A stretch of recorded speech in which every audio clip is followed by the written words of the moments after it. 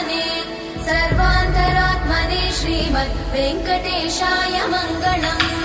स्वतः सर्वविदे सर्वशक्तये सर्वशेषिणे सुलभाय सुशीलाय वेङ्कटेशाय मङ्गलम्।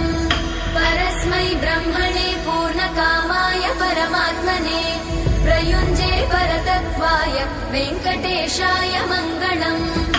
आकालतत्त्वमशान्तमात्मनामनुपश्यताम् अतृप्त्यमृतरूपाय वेङ्कटेशाय मङ्गलम्।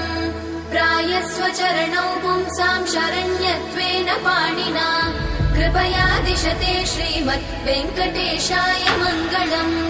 दयामृततरङ्गिण्यास्तरङ्गैरिव शीतलै अपाङ्गै सिञ्चते विश्वं वेङ्कटेशाय मङ्गलम्। स्रग्भूषाम्बर